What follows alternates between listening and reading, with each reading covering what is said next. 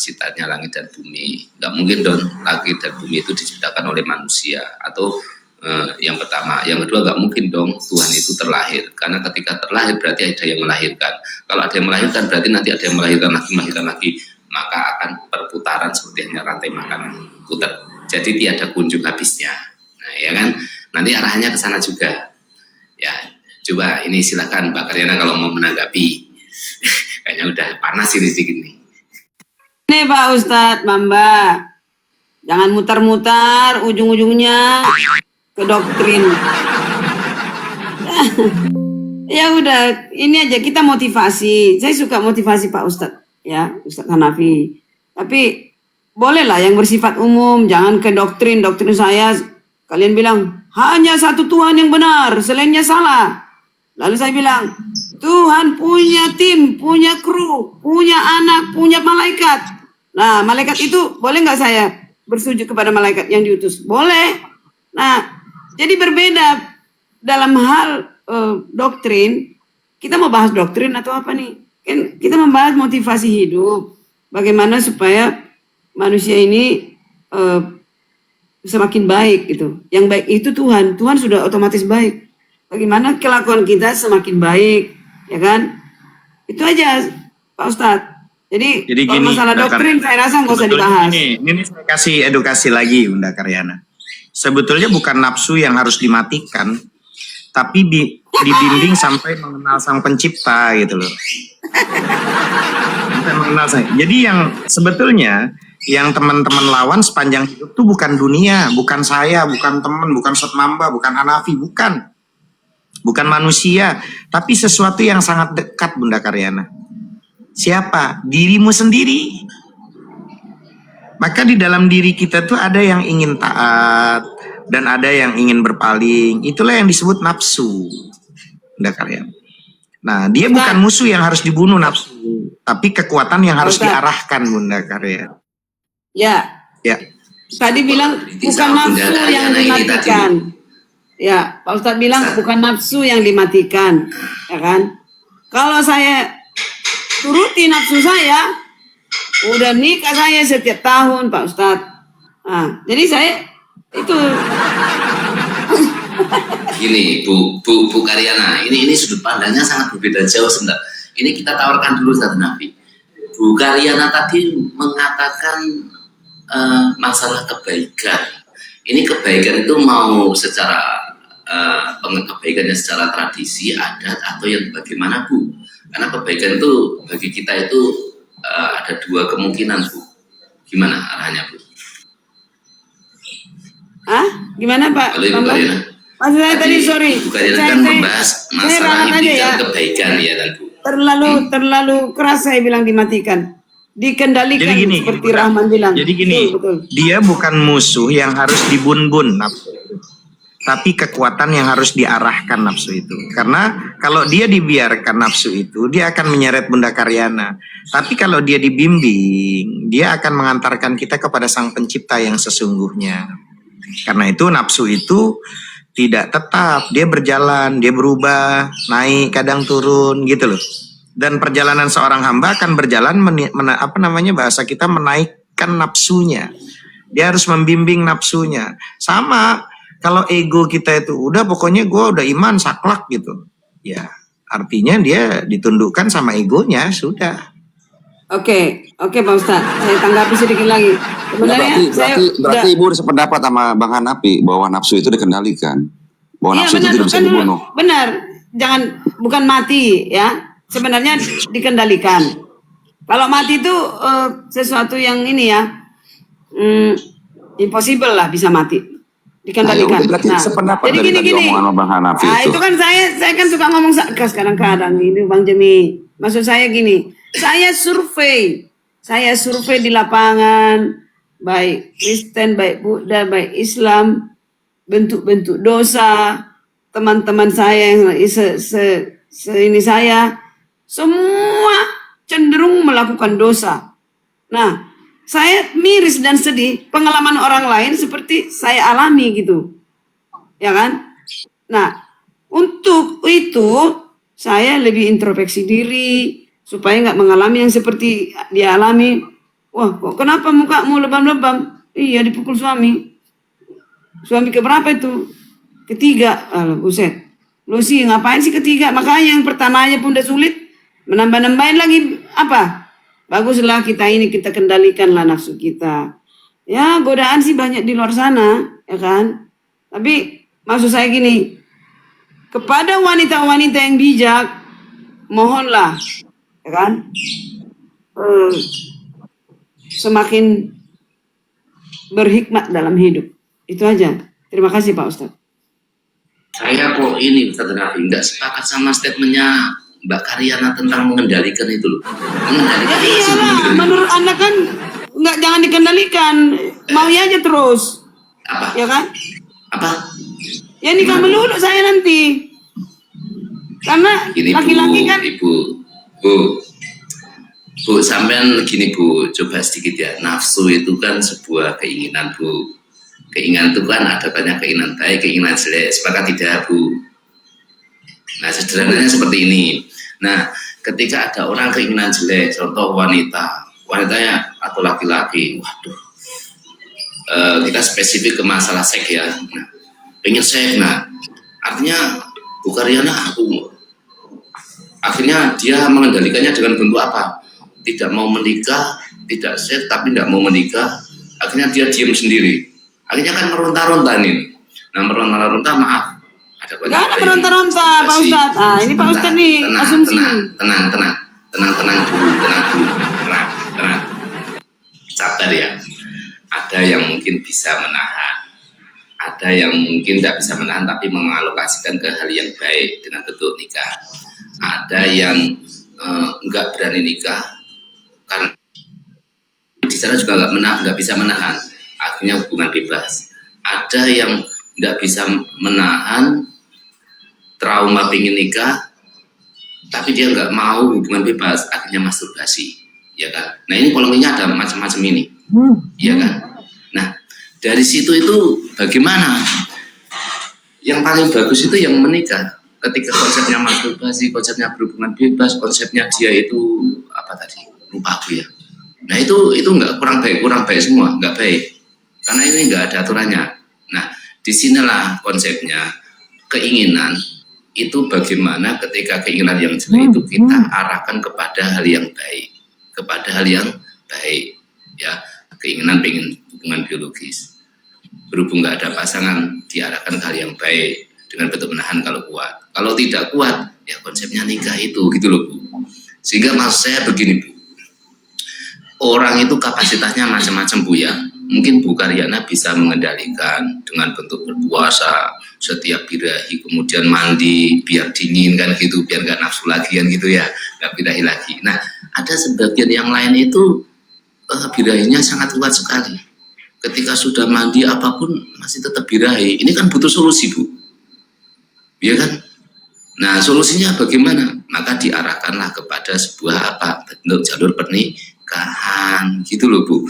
Terlepas nanti kok ketika sudah menikah kok ternyata ada perilaku pasangannya yang nggak baik seperti memukul, emosional, terus ada yang baik dan lain-lain.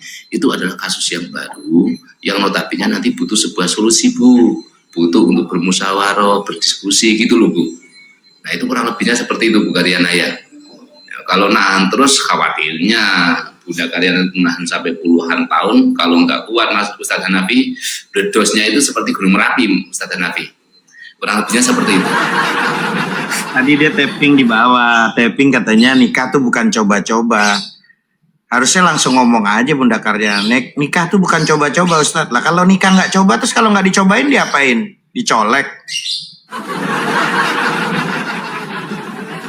Ada orang nikah Kan gitu gini, cuma Pak Ustadz. Kan udah survei membuktikan banyak yang coba-coba pada kecewa. Jadi dunia ini penuh dengan apa ya? Nggak semua nggak ada ini ya. Bukan aku apatis dengan sesuatu hal ini ya. Saya udah survei semuanya, nggak ada yang mulus. Bahkan pendeta aja istrinya ngomong sama saya, makan hati saya. Tahu nggak Bu Karyana? Katanya, tahu nggak Dik? Kalau saya ini istri pendeta loh. Kalau saya makan hati, ya kan? Ini bukan masalah perselingkuhan, bukan masalah apa. Saya pergi ke kamar mandi, saya sikat sambil nyanyi. Dalam Yesus. Dia menyikat kamar mandi semuanya walau udah bersih, sikat terus. Karena kesal. Itu maksud saya. Karena laki-laki pada umumnya egois, gitu loh. Nah itu laki-laki yang disalahin terus. Selalu laki yang disalahin terus. Begini, Maunya kami Gini, Bu. perempuan ini bagaimana cara mengendalikan para suami yang dalam pernikahan gitu. Gini loh, Saya Bu. harusnya sama perempuan. Gini loh Bu, Caranya. gini loh Bu. Pernikahan itu nggak akan pernah ada yang mulus, siapapun pernikahan. Iya betul. Bahkan pernikahan para nabi aja, yang orang yang udah dipilih oleh Tuhan saja, ada aja yang tidak mulus. Nabi Daud contohnya. Sempat kan berbuat zina juga istilahnya. Nah kalau kita itu, katakan zina. apakah itu disetujui Tuhan? Tidak. Bukan soal itunya Bu. Yang soal itu, apakah gara-gara seperti itu berarti kita harus mengupayakan para wanita janganlah menikah, tetap menikah itu. Jadi pernikahan yang baik itu bukan pernikahan yang mulus, Bu. Karena nggak ada yang mulus, nggak ada yang sempurna kecuali Tuhan. Kita itu cuma bisa berusaha. Pernikahan siapa sih di sini di antara kita semua nih yang mulus? Tanya Bang Hanafi, nggak ada. Atau tanya Bang Tapi gue Mamba kalau bini gue nggak mulus, gue nggak mau jadiin bini, Jim. Gue jujur kalau ditanya, Satanapi kalau mau nyari bini, gue nyari yang mulus. Mau ngapain gue nyari? Memang kalau itu mah, kalau bodinya mah harus yang mulus lah, itu kan standar cowok. Cuman maksudnya Bopengan, korengan, gudigan, pernikahan itu nggak akan ada yang mulus Bu. Dalam hal apapun pasti selalu ada cobaan dan ujian. Kan seperti kata ibu, hidup itu penuh dengan ujian, cobaan. Apalagi pernikahan, dua orang yang berbeda. Pernikahan saya mulus kagak, banyak berantem, semua juga sama. Yang ibu katakan juga pendeta. Cuman intinya kan tujuan pernikahan itu buat apa? Untuk menyelaraskan dua orang kan Bu, dengan Lu satu tahu nggak tujuan. pertanyaan Karyana tadi, Jim? Pertanyaan Karyana Yang mana, tadi Pak? tahu nggak? Saya ulang nih. Yang mana yang Bunda Karyana bertanya, lalu nih Pak Ustadz, bagaimana cara kita para wanita bisa mengendalikan laki-laki suami? Dengar. Menghadapi bukan mengendalikan Pak Ustaz. Ditipek lagi. Menghadapi. Udah ditipek ya, berarti ya. Jangankan kita Ngapain pula suami dikendalikan? sebagai pemimpin. Kau ingin mengendalikan pemimpin, aku mengendalikan rakyat Bukan, aja. nggak boleh. Kau ingin mengendalikan perempuan, kau ingin kendalikan, alis yang udah diciptakan Tuhan aja dirubah, apalagi kau laki, apalagi kau kita laki-laki. Yang ada kau jadi pasangan yang jadi beleng-beleng. Kendalikan yang bisa kita kendalikan, jangan kau kendalikan yang tidak bisa kau kendalikan. Atur yang bisa kau atur, jangan atur yang nggak bisa kau atur. Menghadapi Pak Ustaz, bukan mengendalikan. Masa pemimpin dikendalikan? Tergantung Bunda Karyana. Kalau kita mau berhadapan sama suami yang kayak gimana? Kalau laki-laki mau menghadapi perempuan yang gimana? Kalau cantik mau gua hadapan lah. Kalau jelek, kudis, pendek, hitam, pesek, mau ngapain gua hadepin? Ya nggak Bu, menghadapi seakan-akan para pria itu musuh para wanita dihadapi. Enggak lah Bu, yang betul itu diksi yang betul itu menyesuaikan, bukan menghadapi ya Bu, apalagi mengendalikan, Ya menyesuaikan. udah paham lah itu. Iya tapi diksinya salah Bu. Orang menikah tuh Bunda Karyana, kalian itu kita dipertemukan sama Tuhan itu karena banyak perbedaan-perbedaan. Dari jenis kita sendiri manusia jenisnya, tapi perbedaannya kita laki, ini perempuan. Makanya di zaman Nabi Adam itu disilang. Yang ganteng sama yang tidak cantik, yang cantik sama yang tidak ganteng. Itu syariatnya tuh zaman dulu Bunda Karyana. Karena itu Bunda Karyana harus nyari. Kan gitu, nyari apa? Yang ganteng, yang perempuan. Nyari yang ganteng, yang laki. Nyari yang cantik. Lah kalau lu udah pendek, pesek, hitam, keriting, nyari yang rusak juga. Kasihan anak lu, hancur. Tat, Dia aku pengen instan, Ustaz. ya. Izin Tat, aku mau itu ada kerjaan. Tadi udah pamit nggak jalan nggak ini juga. Kayaknya ini Bunda Karyana udah panas ini Ibu Karyana ini kayaknya. Jangan panas-panas. Enggak panas saya nggak panas. Serius Bu. Bukan yang panas. jangan merasa lah, jangan merasa ini. Saya ini tahan banting loh, kuat dan Tahan banting. nggak Coba semudah sih itu Bu, saya. artinya dibanting Bu. Iya, saya kan udah sering ke sini. Jangankan di sini, di roomnya hampir 90% Karyana botol di roomnya Bang Juma. Ada 18.000 orang. Ini mah masih 88 orang. Ya kan? Cuma Tapi memang Bang foto Jemi ya, Bu, aja ya. pun, Bang Jemi aja pun kadang nggak ini dengan saya. Ya, suka foto saya juga. Ini Tapi memang foto ya Bu ya. ini makanya Bu, pernah ada orang bijak dulu yang selalu mengatakan, jangan kau memulai sesuatu yang tak bisa kau akhiri. Itu Ibu harus belajar itu kalimat itu. Sudah Muncul gua akhiri. Dan jangan memulai sesuatu yang sudah kau akhiri. Lah orang udah metong masa kau mau mulai lagi? Lu mau wow gitu Bu. Ini Bang Jemi nih. Gara-gara dia nih, gua ditambah-tambahkan ke sini.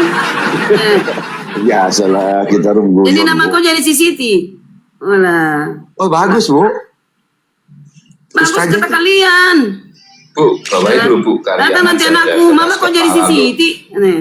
Oh, Bu, Bu Ivana dulu, Bu. ini. Karyana Ivana. janda keras kepala lu itu. Iya, nggak boleh bikin nama orang tanpa setuju keluarga. orang udah saya Oke lah, bikinin terima ini, kasih. udah saya bikinin nasi tumpeng kok, ganti namanya Muhammad Jimmy sama Siti Karyana. Oke, Ketemu nanti Bang calon Wan, thank suaminya you. kan namanya calon suaminya kan nanti gantinya namanya Bang Wan itu dari Malaysia.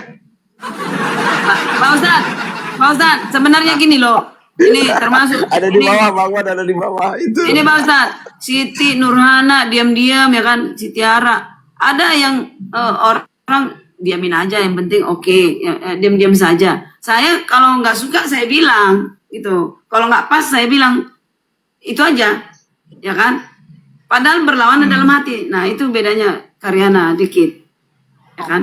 Dan paling bodohnya orang, Bunda Karyana, paling bodoh jahilnya orang yang dia itu mengikuti prasangka orang lain, tidak mengikuti kata hatinya.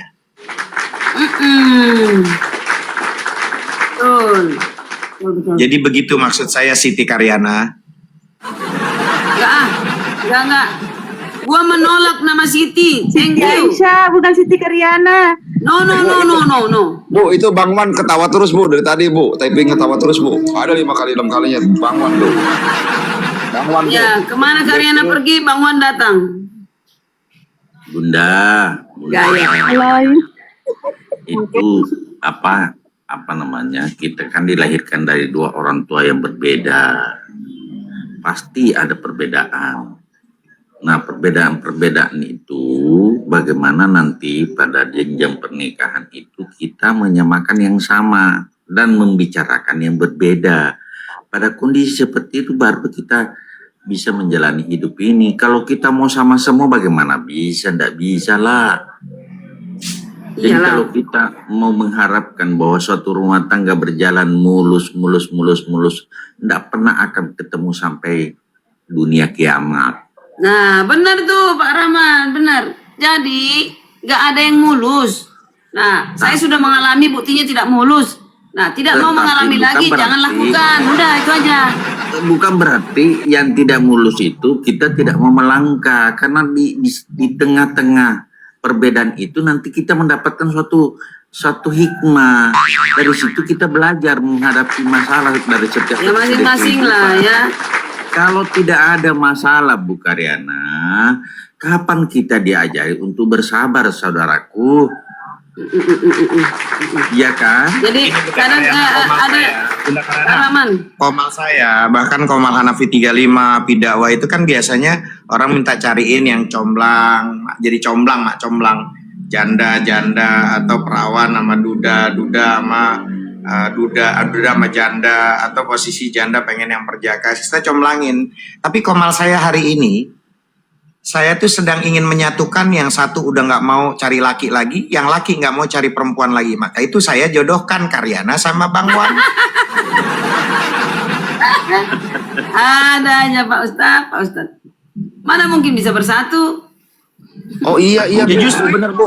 tantangan buat saya tuh sesuatu yang menolak Bang Wan nggak mau karena perempuan semua sama. Bunda Karyana, saya nggak mau, laki semua sama. Tapi saya pastikan Bang Wan nggak akan mungkin nyari perempuan dijadiin istri kalau nggak mulus. Dan menurut saya Bunda Karyana juga nggak budik-budik banget, pasti ada mulusnya. Saya paksakan untuk ke Bang Wan. Iya, tapi saya curiga Bang Wan ini kan bilang semua perempuan sama, mendingan menikah sama laki-laki. Ah.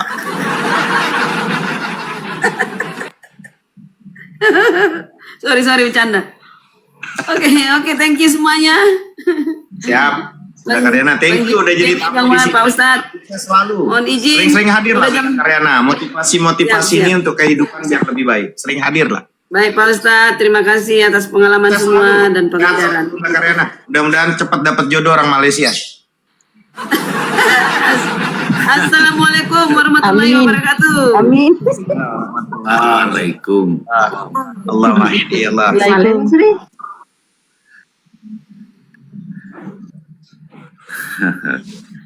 Ampun. Subhanallah. Assalamualaikum warahmatullahi wabarakatuh. Bangun. Warahmatullahi wabarakatuh. Warahmatullahi wabarakatuh. Mana Bangun? Iya, satu berharap banyak, satu tantenya. Saya udah duduk bersamaan, udah berdampingan. Nggak taunya kayak gitu, saya mundur lagi kan. Gak jadi Bu Karyana, aku berharap padamu loh tadinya. Kuciwa aku.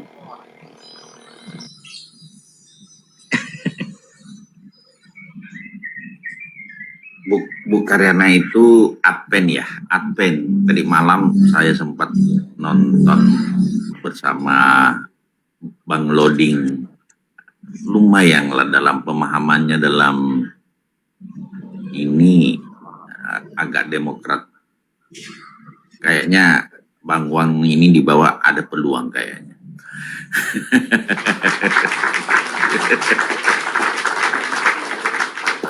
Jadi itulah teman-teman, ketika kita itu mulai melihat diri kita nggak punya apa-apa, ya, maka di saat segala sesuatunya memang kita nggak punya, nggak ada, di saat segalanya sandaran kita runtuh, maka kita mulai mengenal siapa yang selalu ada. Siapa sih yang selalu ada sama kita itu? Karena ini teman-teman, ini penting ya. Akan datang satu waktu dalam hidup kita, kita melihat diri kita tidak menemukan apa-apa pada diri kita. Amal yang dulu kita bangga-banggakan, kita punya amal, kebaikan dan segala macamnya, nggak lagi terasa. Ilmu yang dulu kita genggam, tidak lagi menenangkan kita. Doa yang dulu kita susun indah, terasa hampa di lisan kita sendiri terkadang. Karena itu sahabat, kalau memang teman-teman takut pada keadaan itu karena banyak orang itu berhenti tepat sebelum pintu itu dibukakan. Mereka kembali mencari rasa. Kembali mencari kekuatan pada dirinya, padahal yang sedang terjadi bukan kehilangan, tapi pengosongan diri. Pengosongan diri itu. Sang pencipta itu sedang mencabut satu persatu apa yang selama ini kita kira itu milik kita. Ya. Kesehatan, ilmu, pengetahuan, kita pikir itu milik kita.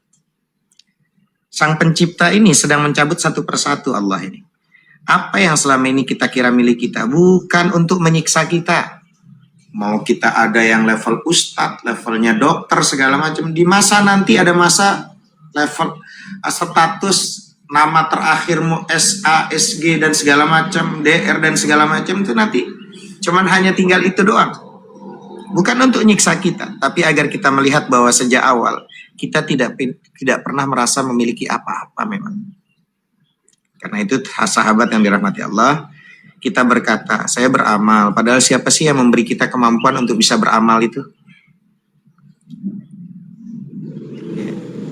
Terus kita bilang, saya mengingatnya, saya ingat Allah, padahal siapa yang menggerakkan hati kita supaya bisa mengingat Allah? Terus kita berkata, saya kembali gitu kan. Padahal siapa yang menarik kita supaya bisa kembali? Gitu.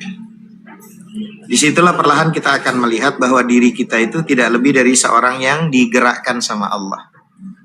Digerakkan oleh Sang Pencipta. Tidak lebih dari seorang yang dipanggil sama Sang Pencipta. Dan tidak lebih dari seorang yang lagi dituntun sama Sang Pencipta. Teman-teman, ketika kita mulai tidak melihat diri kita, biarkan kosong itu tinggal aja. Biarkan hening itu yang nanti berbicara keheningan itu. Karena disitulah seringkali Sang Pencipta memperkenalkan dirinya tanpa suara. Orang yang masih merasa memiliki sesuatu akan sibuk menjaga dirinya. Tapi orang yang sudah tidak memiliki apa-apa, dia tidak punya lagi yang harus dipertahankan apa? Orang nggak punya apa-apa. Dia tidak punya lagi yang harus dibanggakan. Tidak punya lagi yang harus ditakuti untuk hilang. Nggak punya apa-apa. Dan disitulah dia mulai ringan, rileks, muslim sejati, kan gitu. Damai, tenang. Ini adalah jalan yang sangat sunyi memang teman-teman. Tidak semua orang mau tinggal di dalamnya. Karena di sini tidak ada pujian, tidak ada rasa hebat, tidak ada bahkan kadang tidak ada rasa apa-apa. Kosong aja. Tapi ketahuilah justru di tempat yang tidak ada apa-apa itu, kita mulai menemukan Sang Pencipta. Bukan dengan melihat, bukan dengan merasakan, bukan dengan tenggelam. Jika suatu hari kita merasa saya tidak punya apa-apa lagi, teman-teman, maka jangan kita putus asa. Jangan kalian itu lari, jangan kalian duduk di situ, udah diem aja. Karena bisa jadi itulah pertama kalinya dalam hidup kita benar-benar menjadi seorang hamba. Dan mungkin selama ini kita cari bukanlah tambahan, tapi kehilangan agar kita tahu bahwa yang selalu ada sejak awal hanyalah Dia Sang Pencipta.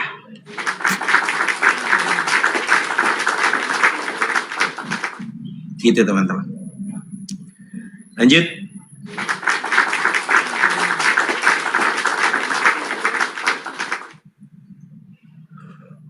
Karena ini Komal bukan Komal debat sih. Kalau Komal debat, tapi kadang suka ada debat-debat ya gimana?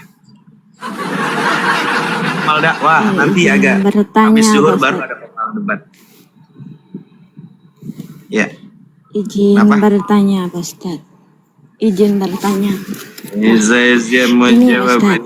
Saya mau jawab nih. Enggak, Pak Ustadz. Begini, ketika kan ada orang yang mengatakan itu kan hukum yang udah pernah dijelaskan Pak Ustadz. Sebagian ulama bernyanyi nih Pak Ustadz, masalah nyanyi Pak Ustadz, nyanyi. Nah, bernyanyi itu kan ada yang membolehkan, ada yang benar-benar mengharamkan, kecuali kan konten atau isi dari lagu tersebut kayak berdakwah atau mungkin memberikan pesan kebaikan. Nah, bagaimana Pak Ustadz secara kita seorang muslimah, nah ini kita memiliki pasangan yang suka bernyanyi, dan kalau kita menemani dia bernyanyi itu membuat dia bahagia. Nah, secara kita perempuan, daripada ditemenin sama Mbak Elsie, mending aku yang nemenin gitu Pak Ustadz. Itu bagaimana pandangan ulama Pak Ustadz? Terima kasih. Silakan Ustadz Mamba, bagiannya bagi-bagi tugas lah, biar nggak kerja Ustadz Mamba, kerja. Ya, Man. Masalah bernyanyi itu kan ditinjau ulang. Di sana kan ada lagu, ada apa ya? Ada syair, terus kemudian ada alat musik. Nah, di dalam hal ini itu yang haram adalah ketika alatul malahinya. Alatul malahi itu seperti halnya gitar ya dan lain-lain. Tapi di sana ada juga yang mengatakan bahwa memainkan gitar itu tidak masalah. Salah satunya adalah pendapatnya Imam Ibnu Hazm kalau nggak salah. Nah, dari redaksi yang ada di situ, ketika sebatas bernyanyi, mendengarkan lagu ya ada masalah. Selama di sana itu dengan bernyanyi itu satu tidak melupakan kita pada Allah Subhanahu wa taala. Ini yang pertama. Yang kedua terus bernyanyinya itu gimana? Ya bernyanyinya ya tidak sampai joget-joget goyang-goyang yang bisa menarik keinginan orang lain untuk nah gitu ya. Contoh ini. Ketika ada orang bernyanyi, cewek ini di panggung terus goyang-goyang. Nah, Yang menjadi permasalahan itu adalah bentuk goyangannya itu, bukan masalah bernyanyinya. Ini ya, goyangannya. Nah ini yang nanti yang menimbulkan sebuah permasalahan. Selanjutnya syair. Syairnya itu bagaimana ini? Kalau yang syair-syairnya itu tidak sampai yang menarik syahwat bagi orang lain, ya tidak masalah. Seperti sekarang kan syair lagu-lagu kan anak-anak sekarang ada ahu-ahu syairnya. Nah ini kan kalau yang ahu-ahu itu, yang ngomong ahu-ahu itu Mbak Tiara atau Mbak siapa itu tadi yang nanya kan bermasalah. Ustaz Hanafi pun akan meronta-ronta, ya enggak ini? Nah itu aja sih Mbak ya. Jadi bukannya hukum ini enggak jelas dong, jelas, tapi ditinjau dulu bagaimana musiknya seperti apa. Kalau hanya sebatas nyanyi ya tidak masalah. Itu aja ya. Kurang lebihnya seperti itu. Jadi Ani itu udah dijawab ya. Jadi Terima kasih. hukum bernyanyi Iya. menurut para ulama Iya. itu berarti terbagi menjadi beberapa pandangan. Ulama membedakan berdasarkan ada atau tidaknya iringan alat musik itu, isi lirik, tujuan nyanyian tersebut. Jadi pendapatnya ada yang bilang boleh, mubah. Mayoritas ulama madhab Syafi'i seperti Imam Al-Ghazali dan ulama kontemporer berpendapat bahwa bernyanyi pada dasarnya itu mubah, boleh. Hal ini jika liriknya mengandung kebaikan, ada hikmah, tidak diiringi alat musik yang melalaikan. Sepuhun kayu daunnya rimbun, lebat bunganya serta buahnya. Nah, itu kan syairan tuh ada isi kandungan. Syair liriknya dengan nada yang begitu. Terus walaupun hidup 1000 tahun, kalau tak sembahyang apa gunanya? Nyanyi dia. Tapi ada liriknya yang mengandung ajakan untuk kebaikan. Ada nasihat di dalamnya. Nah, itu mubah, boleh. Bisa jadi nanti bisa nggak datang pahala? Bisa, kalau memang tujuan niatnya innamal a'malu binniyah. Nah, nanti ada pendapat yang mengharamkan. Jumhur ulama dari kalangan mazhab Hanafi. Sebentar. Kalau lagu yang sekarang ini yang keren di TikTok itu P itu gimana? Ya itu kan nanti tadi udah jelas-jelas nggak boleh, haram. Contoh, sudah mabuk minuman ditambah mabuk judi, tujuan dia untuk nyakitin mantannya. Nah dia sakit hati sama mantan tuh. Masih saja akang tergila janda kembang, kan gitu. Tak rela ku tak rela, sambil bernengah-dengah gitu kan. Habis gitu ditambah aye gitu kan. Jadi tujuan di situ kan musik yang gimana, lagunya, nyanyinya yang gimana. Adakah masih banyak kok lagu-lagu orang dulu tuh enak-enak tuh. Ya, lagunya orang-orang dulu tuh kayak semacam jilbab putih, lambang kesucian. Nah, kan enak tuh. Terus lagu apa lagi? Banyak sih lagu-lagu, banyak hal lah gitu. Nah pendapat yang kedua itu haram. Kalau jumhur ulama dari kalangan madhab Hanafi, Maliki, Hambali dan sebagian daripada Syafi'i mengharamkan nyanyian yang diiringi alat musik atau yang melalaikan ibadah. Yang buat lalai ibadah. Sebagian ulama salaf juga melarang nyanyian yang liriknya mengandung unsur kemaksiatan dan pornografi yang tadi dibilang Ustadz Mamba. Paham ya? Dan nanti di situ ada yang posisi niatnya tuh saya niatnya supaya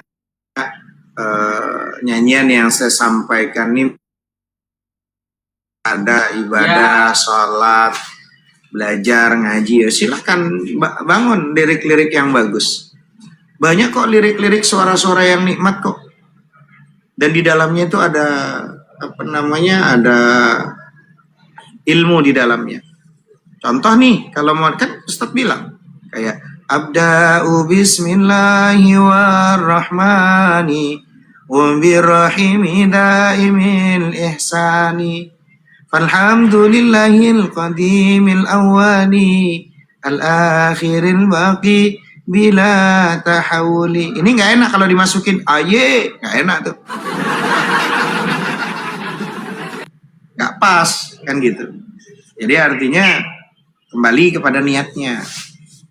Saya mau karaoke. Cari karaoke yang memang bahasa-bahasa banyak kok, banyak para seniman-seniman musik Rhoma Irama yang kalau dangdut ya Rhoma Irama itu yang nasihat di dalamnya unsur. Dan tidak boleh, jangan ada joget-joget juga kata Ustaz Mamba, karena saya nggak kebayang kalau Nurhana Masri joget itu saya bilang haram itu, takut hancur. Nggak perlu teriak aye, nggak perlu. Pas lagi joget, belum jogetnya udah hancur lebur nanti itu panggungnya. Itu. Allah Ta'ala alam bisawab. Gitu teman-teman. Izin Ustaz bertanya sedikit tentang pernah pro kontra tentang almarhum Haji Rhoma Irama. Kalau kita lihat dari liriknya, subhanallah, artinya itu dakwah, semuanya dakwah. Tapi masih dikritik juga oleh para ulama-ulama tertentu. Pernah terjadi rame di medsos. Mohon sedikit pandangan karena almarhum insya Allah semoga diberikan oleh Allah, diampuni segala kehidupannya, dia diberikan segala amal kebaikannya diterima insya Allah subhanahu wa ta'ala. Al-Fatihah. A'udzubillahi minasyaitonir rajim. Jadi gini, kalau bahkan di dalam itu Dr. Rahman, kritik-kritik itu biasa. Bahkan nanti ada kritik-kritik dalam para ulama itu dari dulu itu pengkritik ada hadis ya, dikritik hadis ini dhaif, saya itu biasa itu. Lalu bagaimana apalagi yang udah baik benar ilmu aja masih dikritik, apalagi hal-hal yang mubah. Gitu loh. Ya. Jadi kritikan perbedaan pendapat di antara para ulama itu hal yang sangat wajar. Dalam ilmu agama proses kritik ada hadis baik dari sisi riwayat, sanad maupun isi matan. Itu dilakukan justru untuk menjaga kemurnian ajaran Islam agar tidak tercampur dengan sesuatu yang bukan berasal dari Nabi Muhammad SAW. Ya. Apalagi masalah musik. Gitu. Syair kan, karena rata itu kalau musik itu kebanyakan melalaikan, ya, kebanyakan melalaikan, gitu loh. Kecuali dalam tanda kutip kayak musik Rabbana tuh, Tola'al badru alaina. Nabi Muhammad itu takrir, mendiamkan itu, karena di situ nggak ada unsur-unsur yang menjauhkan dia lupa dari Allah, justru rasa mahabbah kepada Nabi Muhammad SAW. Ya, Waalaikumsalam warahmatullahi wabarakatuh. Kalau memang sebagai tanda cinta, maka saya selalu bilang, apalagi sebagaimana ada seorang seniman yang sebagai raja dangdut dan segala macam. Kalau dia niatnya untuk berdakwah, insya Allah innamal a'malu binniyah. Karena pada masa itu mungkin orang banyak pencinta musik, yang musiknya larinya kepada keharaman, larinya kepada minum-minuman, larinya kepada melalaikan. Terus dia coba dengan bangun musik itu dengan niatnya, tujuannya mudah-mudahan diluruskan niatnya itu terus tujuannya untuk mengingatkan, ya, supaya orang tetap cinta dalam musik itu, tapi di dalamnya terisi dengan anjuran-anjuran kebaikan. Tidak apa. Kalau niatnya memang tujuannya kepada Allah ya nggak masalah. Gitu. Dan masalah hal-hal yang pengkritik tentang itu biasa, sudut pandang berbeda. Sebaik apapun kita punya niat, sebaik apapun kita punya tingkah laku, kita nggak akan selamat dari orang yang memang membenci sama kita, pasti dikritik.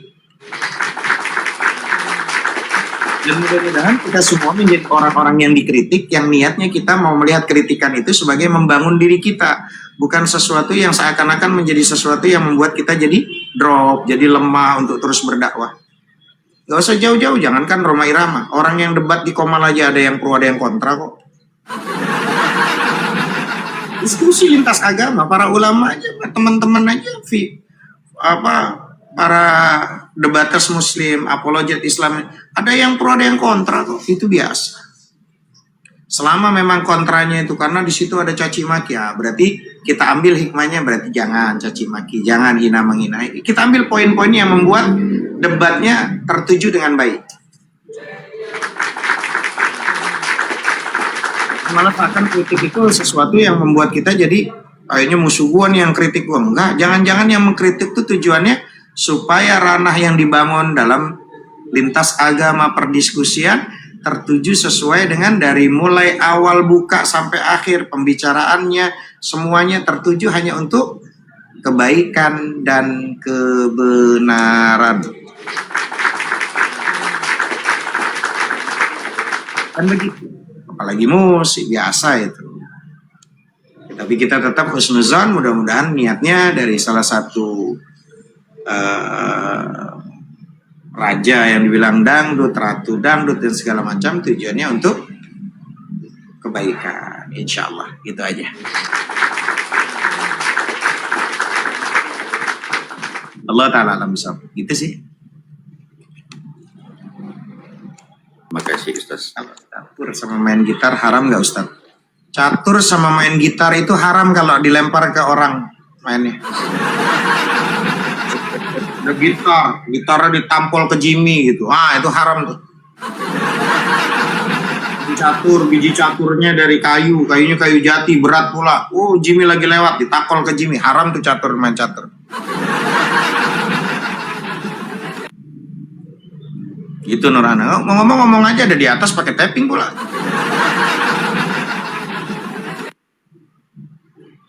Oh Nurhana.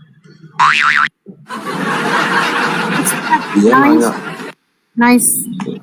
lagian nanyanya catur sama gitar, masa haram sih? Tapi kan olahraga di PON, di Olimpik, di mana, ngaco ah. Teman-teman kita yang dari Timur Tengah pun mengikuti, Bun. Masa haram catur? Gitar juga sama kok. Tujuannya Bang ya, yang bikin haram itu tujuannya Bang ya? Enggak, nanti pada saat dalam permainannya seumpama dia melalaikan istri, melalaikan anak, melalaikan ibadah, itu haram jatuhnya. Nah itu tujuannya. Anak lapar, istri lapar, dia nggak kerja, dia main catur gitu kan. Terus ada waktunya ibadah, dia nggak ibadah, itu haram jatuhnya. Kaidahnya kan segala sesuatu yang nggak ada aturannya itu kan al-ibahah itu kan ya. Seperti boleh. bermain catur itu kan ibah, cuma nanti prakteknya itu bagaimana kalau diarahkan ke perjudian terus kemudian sampai melupakan kewajiban-kewajiban yang lainnya baru di sana haram. Kalau main gitar itu seingat saya itu pendapatnya Imam Ibnu Hazm itu mengatakan boleh. Tapi ya itu tadi dengan catatan-catatan ya, tidak sampai melupakan kepada Allah Subhanahu wa taala, karena termasuk alatul malahi mibati alatul malahi atau sebagian dari alat malahi itu adalah autar. Autar itu adalah sesuatu yang dipetik. Nah, itu secara universal umum seperti itu. Tapi di sana ada satu pendapat Imam Ibnu Hazm mengatakan boleh. Kalau nggak salah itu saya pernah baca di kitab Al-Bajuri itu sarahnya itu. Iya. Nggak salah tuh ya, atau salah paham saya dalam memahami kitabnya.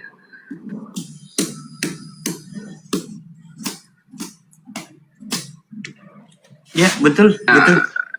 Lomba kan pasti ada hadiah uang dan gambar itu maksudnya apa ini Pak? Kawasan wajib senyum, kalau lomba kan pasti ada hadiah uang dan piala. Bahas masalah hadiah ini sekarang Pak Ustaz. Hadiah itu ya enggak masalah kan ya. Jadi konsep hadiah itu loh. Hadiah itu selama hadiah itu tidak diambilkan dari iuran peserta pendaftaran, maka tidak masalah. Contoh ini, Ustadz Hanafi itu mengadakan lomba sholawat. Terus kemudian setiap peserta ditarik pendaftaran 50.000, setelah dikumpulkan ternyata uang 50.000 itu nanti dijadikan sebagai hadiah. Maka dalam hal ini tidak diperbolehkan. Yang diperbolehkan bagaimana? Ustadz Hanafi itu bikin lomba sholawat, baca sholawat, kemudian ada uang pendaftaran, tapi hadiahnya itu tidak diambilkan dari uang pendaftaran. Cari donatur lain untuk hadiahnya. Nah, itu nanti diperbolehkan, kurang lebihnya seperti itu. Yes, betul. Kalau masalah hukum fikih hadiah itu kan asal memberikan hadiah itu adalah mubah, boleh, dan dianjurkan untuk mempererat kasih sayang. Tapi status hukum ini dapat berubah menjadi haram, bahkan jadi makruh atau wajib, tergantung pada tujuan pemberian sumber dana dan siapa penerimanya, gitu kan. Itu luar biasa, betul sekali. Jadi rincian hukum hadiah dalam Islam itu berdasarkan ketentuan fikih itu pertama hukum asalnya bisa sunnah dan mubah. Karena Rasulullah juga sering tuh memberi hadiah, dianjurkan untuk diberikan demi mempererat silaturahmi. Ya, menghilangkan rasa benci, itu hadiah itu. Nah, hukumnya haram nanti berubah.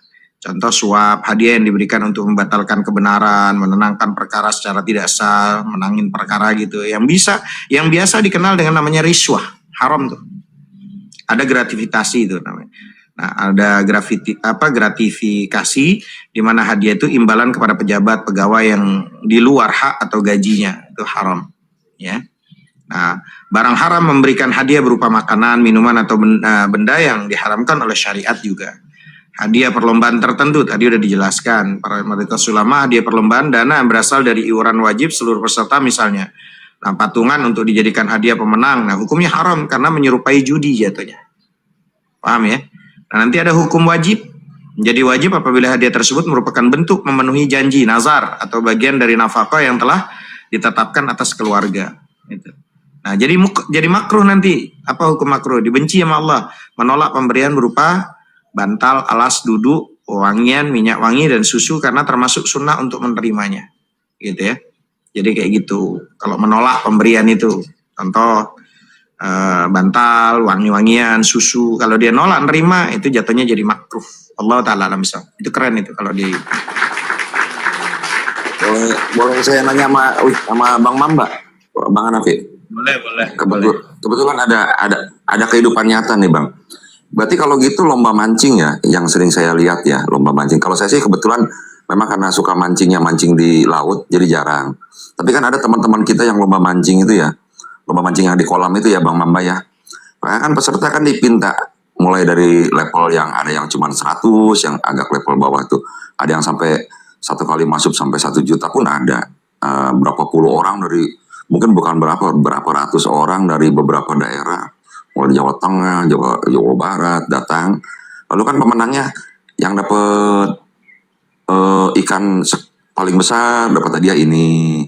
Yang dapat ikan yang ada pitanya hadiah ini. Demikian juga dengan lomba burung berkicau gitu Bang, burung murai ini. Kita kan yang gantangan lah istilahnya kalau di Jawa Barat itu ya, gantangan nih.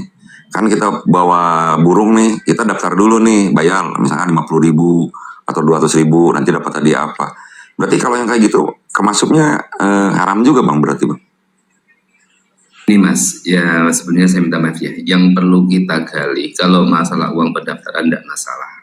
Saya tekankan lagi ya, pendaftaran untuk mengikuti perlombaan tidak masalah, jangan salah paham. Cuma yang bermasalah adalah ketika di sana panitia mengambil hadiah itu dari kumpulan uang iuran pendaftaran tersebut. Ini nanti yang akan menjadi bermasalah. Bisa dipahami? Sehingga maksud saya begini ya, ketika di suatu perlombaan entah pancing, entah di situ perlombaan burung, entah perlombaan lari atau yang lain-lainnya, ada uang pendaftaran, administrasi, tapi di sana dari pihak panitia dalam menentukan hadiah, mengeluarkan hadiah itu bukan dari kumpulan uang tersebut, melainkan kita ngambil dari donatur lain, maka ada masalah. Contoh, analog seperti ini, Ustaz Hanafi mengadakan lomba mancing, ya kan? Nah, atau lomba catur dan lain-lainnya lah. Terus dia menarik uang pendaftaran, biaya administrasi pendaftaran. Di situ nanti setelah terkumpul uangnya, Ustadz Hanafi di sana cari sponsor untuk penyedia lomba hadiah seperti Dr. Ahmad dan seperti itu. Maka dalam hal ini bagaimana? Tidak masalah. Yang bermasalah ketika Ustadz Hanafi bikin lomba, kemudian uang yang terkumpul tadi dijadikan sebagai hadiah. Ini yang nanti yang tidak diperbolehkan itu seperti itu, ya. Karena itu sama halnya dengan apa? Adu keberuntungan saja seperti itu, kalau konsep seperti itu. Itu kurang lebihnya seperti itu. Ya, ini mah kalau umum ya, karena saya dulu pernah ikutan juga ya. Kalau mancing sih, saya nggak suka mancing di kolam. Saya belum pernah ikutan mancing yang namanya galatama apa. Saya kan biasa mancingnya di kali atau nggak di laut gitu ya. Cuman kalau burung kan kebetulan saya juga pencinta burung murai ini. Panitianya berkilah begini, karena kan saya kenal dengan panitia, dekat juga dengan mereka. Sponsor itu ada Bang, sponsor itu ada yang sponsorin. Cuman biasanya kan dananya yang terkumpul dari sponsor kan, karena gini, kalau ini terutama burung yang saya tahu ya, karena kan burung gantangan itu ada berbagai macam kriterianya Bang. Ada yang lakbet, ada yang burung berkicau gitu ya, macam-macam lah jenisnya. Jadi sponsor ini nggak cukup dananya, jadi tetap si panitia itu ngambil iuran wajib lah, mungkin satu burung 100 gitu ya, supaya buat nutupin gitu. Nah kalau mereka itu berkilahnya, kami ini bukannya apa kan, itu kan buat peserta semangat katanya, supaya burungnya tambah semangat, ngikutin burungnya gitu kan. Ya pokoknya alasannya begitulah, kurang lebih gitulah. Dan kita pun, saya pribadi ya, sebagai salah satu yang pemelihara burung, memang ngarepin juga sih hadiah sih. Selain hadiah kan juga nama gitulah di dalam dunia perburungan, seperti itu yang terjadi itu seperti itu, Bang. Itu Bang Mamba.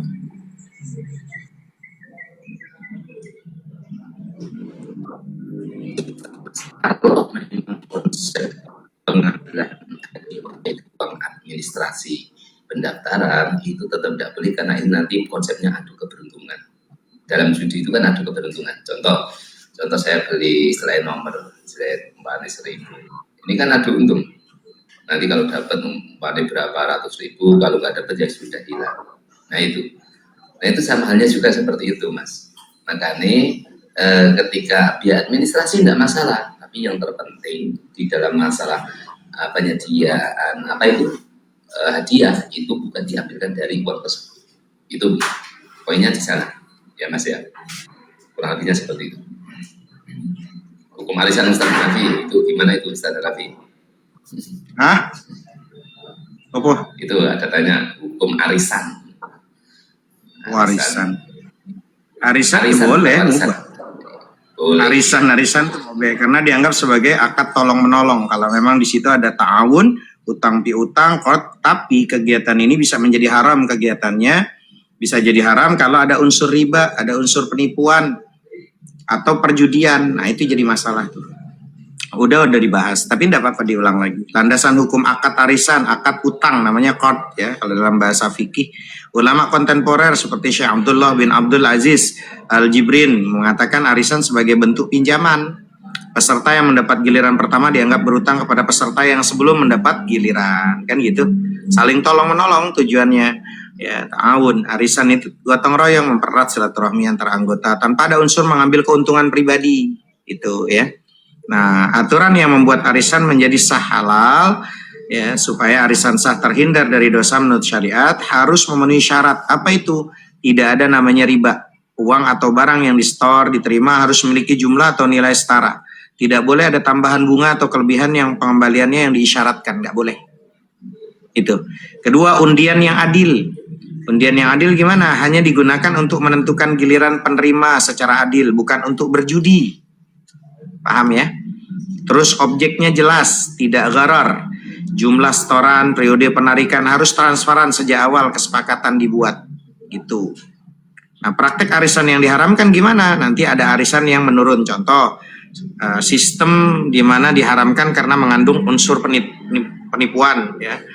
Nah, namanya tadlis dan kecurangan yang merugikan sebagian daripada anggota. Ini banyak saya di arisan-arisan ibu pengajian banyak yang saya suruh hentikan gitu, karena ada banyak yang di situ pengurangan segala macam.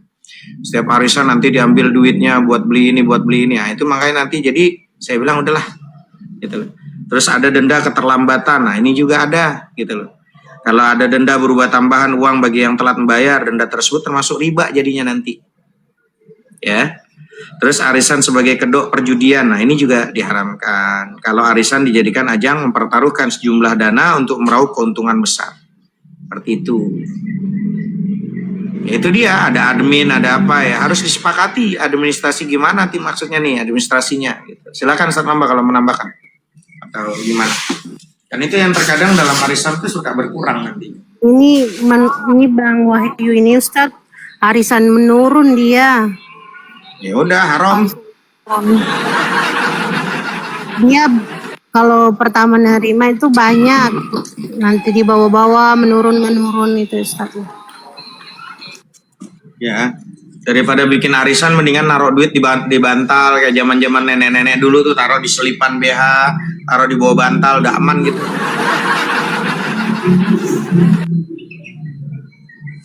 Pak dokter bilang arisan haji bagaimana itu? Pak dokter. Kenapa?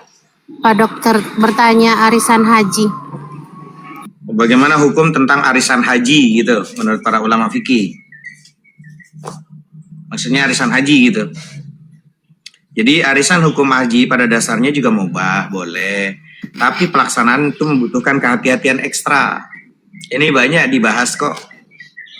Seperti kita dulu juga ngebahas ini juga banyak. Ulama dan organisasi Islam di Indonesia memiliki pandangan yang beragam mengenai metode ini, teman-teman. Banyak. Dulu Basul Masail bersama teman-teman tentang ada arisan haji itu udah lama itu adanya itu. Ya, mayoritas ulama kontemporer ini banyak sekali. Yang penting tidak ada riba, akadnya jelas, disepakati bersama. Nggak boleh ada tambahan atau bunga dari dana yang disetorkan atau diterima pemenang, nggak boleh. Ya jelas kesepakatannya. Di awal harus transparan baik mengenai jumlah setoran maupun mekanisme undiannya. Terus disepakati bersama, peserta harus saling ridho dan tidak ada paksaan. Ya. Nah, nanti tantangan dan resiko syariahnya gimana? Ada kenaikan biaya haji. Biaya haji dan ongkos naik haji itu kan selalu berubah dari tahun ke tahun, betul? Nah, kalau dana yang didapat arisan di tahun kelima tidak cukup untuk melunasi biaya haji pada tahun tersebut, akad akan menjadi tidak pasti jadinya. Kan gitu nanti masalahnya. Ada sistem hadiah tetap, PS perubahan, nah itu banyak sekali sih sebetulnya. Lanjut Ustaz Muhammad. Jadi ini Ngelek ya? Lanjut aja. Ada nggak? Ya, tapi itu sinyal putus-putus di saya. Emang nge-lag sih Ustaz. Nge-lag. Ustaz Mambanya nge-lag.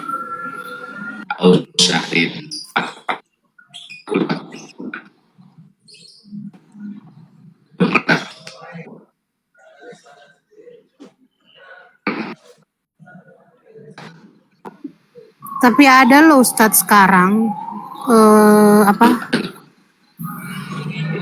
Gimana Ustaz? Ya, Ustaz Mamba ini nge-lag ya.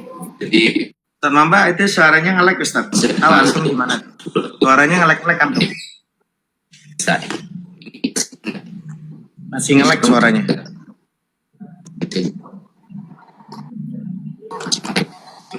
Masih nge-lag.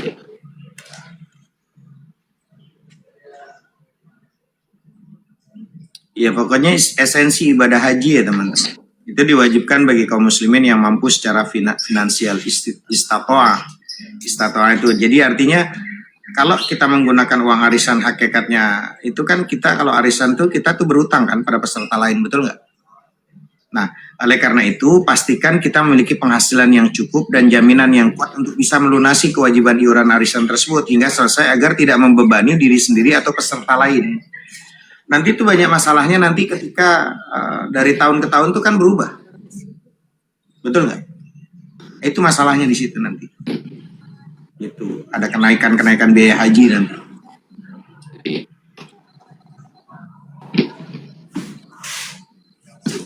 Pertanyaannya Pak Dok gini Ustaz, kan sekarang kan ada pendaftaran haji Ustaz.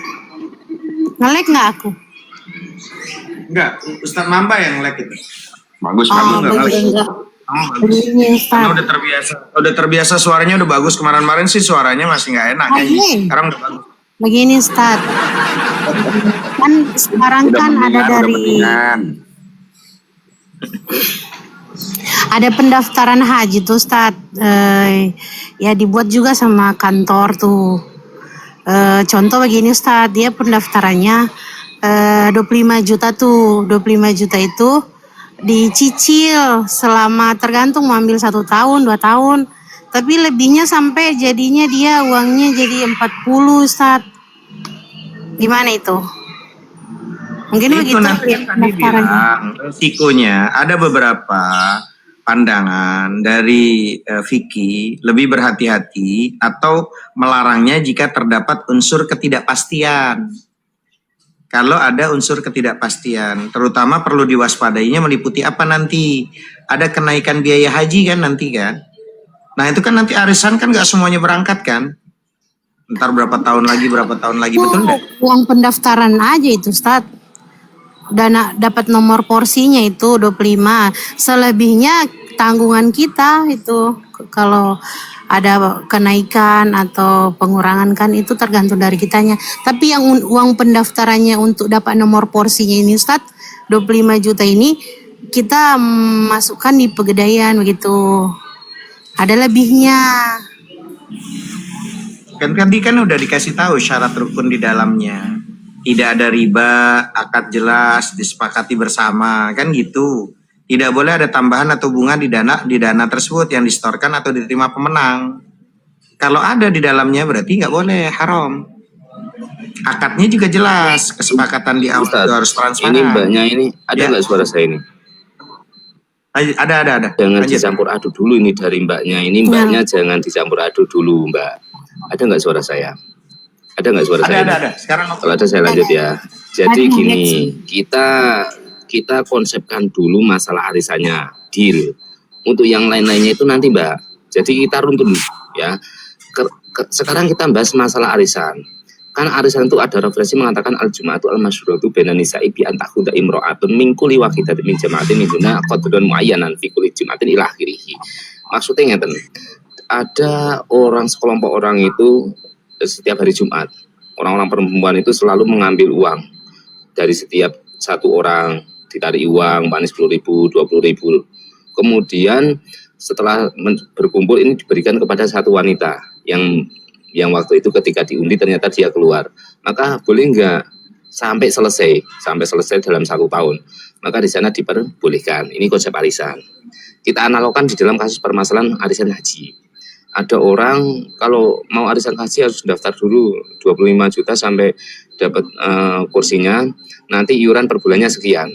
Nah, ini namanya konsepnya itu di dalamnya adalah ada kordunya, ada konsep kordu atau hutang. Yo, makanya ikrot atau kordu, tamliku syai'a ala ayyurad badlahu. Yaitu apa, memberikan sesuatu kepada orang lain, yo, dengan dasar, dengan tujuan nanti akan dikembalikan. Di suatu saat nanti akan dikembalikan di suatu saat nanti sesuai dengan pemberiannya itu. Oke, contoh arisan haji. Pertama daftarnya 25 juta.